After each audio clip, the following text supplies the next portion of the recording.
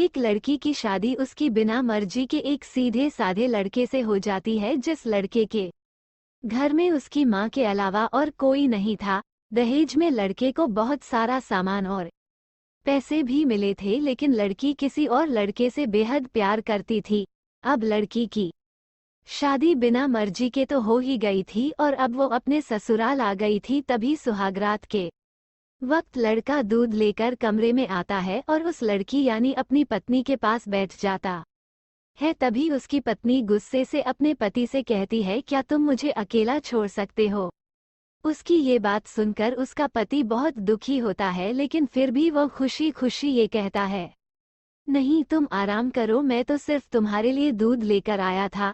ये कहकर वो कमरे से बाहर चला जाता है। लड़की मन मारकर ही रह जाती है, क्योंकि लड़की चाहती थी कि उसने झगड़ा क्यों नहीं किया ताकि वो उस गवार से तलाक ले सके।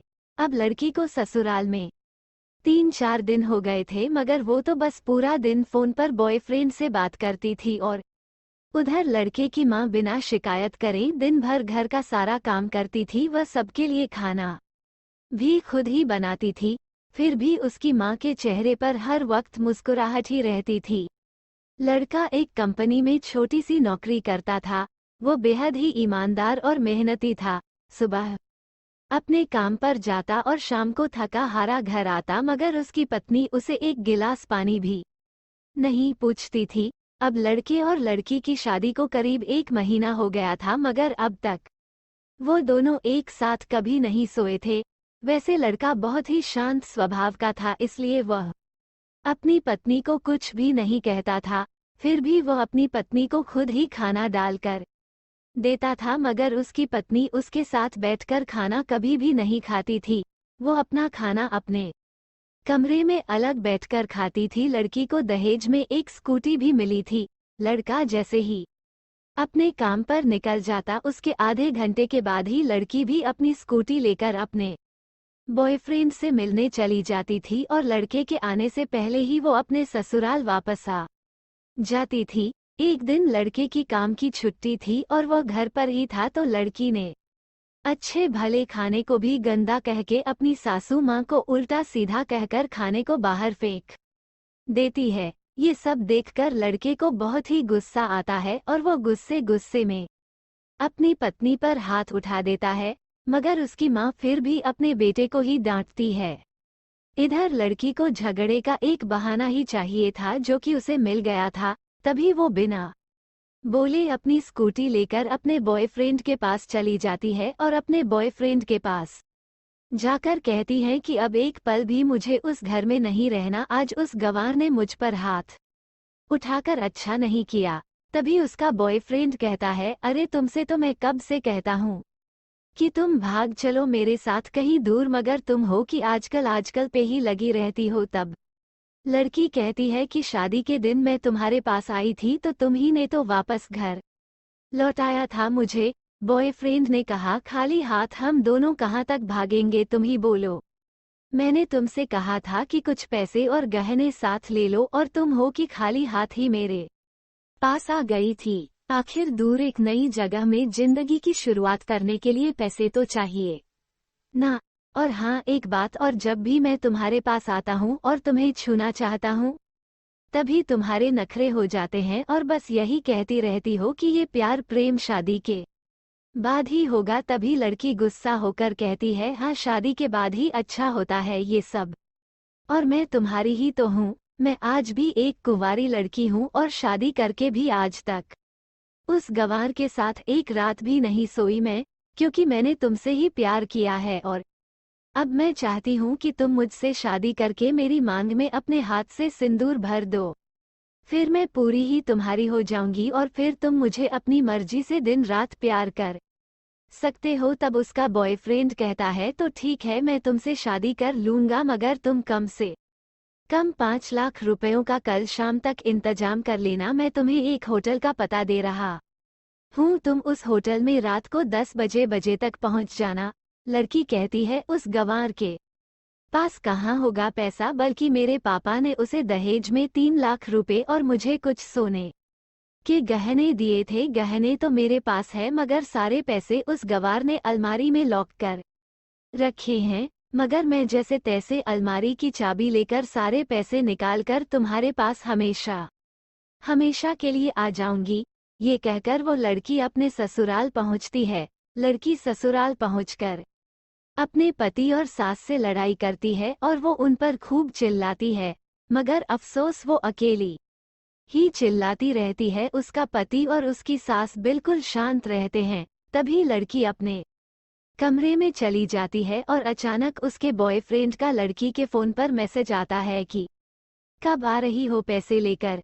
लड़की मैसेज का जवाब देती है, सब करो, मैं वक्त पर आ जाऊंगी। तब उसका पति दरवाजा खटखटाता है और अपनी पत्नी से कहता है कि खाना खा लो।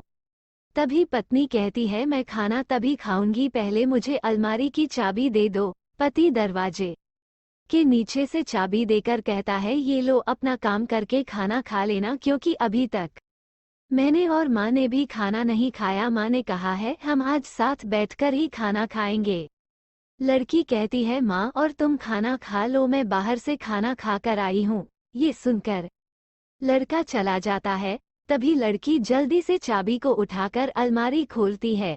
अलमारी खोलकर वो उसमें क्या देखती है कि उसमें दहेज के पूरे पैसे 3 लाख और सारे गहने तो रखे ही थे, बल्कि उसमें एक डायरी भी रखी हुई थी। वो उसे खोलकर पढ़ती है तो उसमें लिखा था, प्रिय पत्नी, मुझे और तुम्हारे पिताजी को पता है कि तुम किसी और लड़के से बेहद प्यार करती हो, मगर तुम्हारे पिताजी ने पता लगाया है कि जिससे तुम प्यार करती हो उसकी पहले भी एक बार शादी हो चुकी है और वो लड़का बहुत सी लड़कियों को धोखा भी दे चुका है।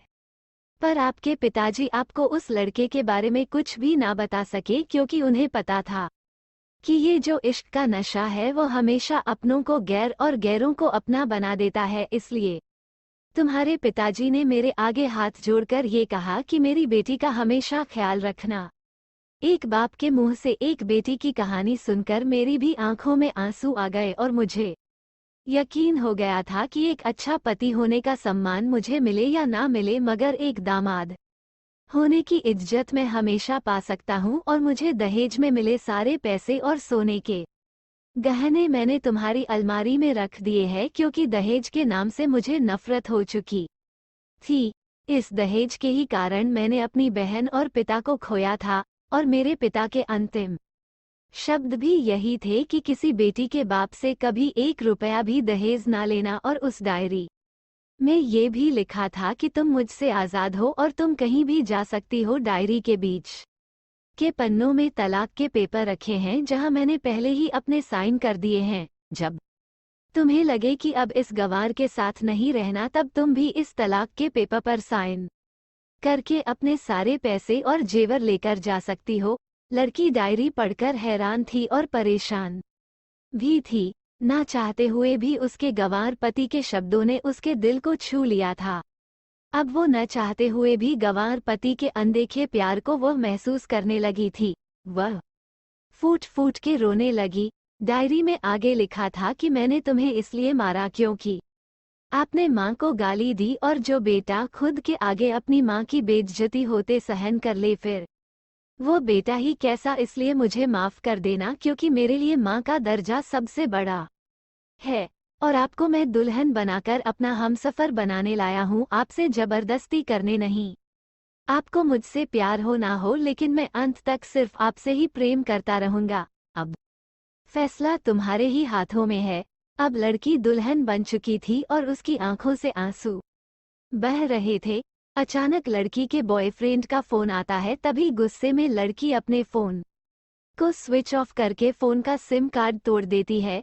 अब उसे सब समझ आ गया था कि जिससे वह बेहद प्यार करती थी, उसे तो सिर्फ पैसों से ही प्यार था, और सच्चा प्यार करने वाला तो मेरा पति ही था, जिसने सिर्फ मेरे पापा की इज्जत रखने के लिए ही उससे शादी कर ली। और उसे मेरा एक बॉयफ्रेंड है पता होने के बाद भी मुझसे इतना प्यार किया। मैं अपने पति का प्यार क्यों नहीं समझ पाई? ये सब सोचकर वो रोती रही। फिर उसने रोते हुए अलमारी का सारा सामान जैसा था वैसे ही रखकर ना जाने कब सो गई। अगले दिन उसकी पत्नी सुबह देर से जागी तब तक उसका पति ऑफिस जा चुका था। तभी पहले नहा धोकर उसने साड़ी पहनी, फिर लंबा सा अपनी मांग में सिंदूर लगाया, जबकि पहले एक बिंदी जैसी साइड पर सिंदूर लगाती थी ताकि कोई लड़का ध्यान ना दे और किसी को ये पता ना चल जाए कि वो एक शादीशुदा है। मगर आज तो 10 किलोमीटर से भी दिखाई दे ऐसी लंबी और गाढ़ी सिंदूर लगाई थी। फिर उसने अपना मंगलसूत्र पहना और किचन में जाकर सासू माँ को जबरदस्ती कमरे में आराम करने देती है और खुद अकेली सबका खाना बनाती है। पहले सासू माँ को खाना खिलाती है और फिर अपने पति को फोन करके उसके ऑफिस का पता पूछती है। उसका पति उसको ऑफिस का पता देते हुए सोचता है कि कहीं उसकी पत्नी ने तलाक देने का फैसला तो नहीं कर लिया, मगर उसे कहाँ पता था कि वो अब सुधर गई है और उसे ही अपना पति मान चुकी है। इतने में ही उसकी पत्नी स्कूटी लेकर उसके ऑफिस खाना लेकर पहुंच जाती है। पत्नी को देखकर पति हैरान हो जाता है। तभी वो अपनी पत्नी से पूछता है, सब ठीक है ना? माने तुमसे कुछ कह तो नहीं दिया? उसका पति सवाल पर सवाल पूछे जा रहा था।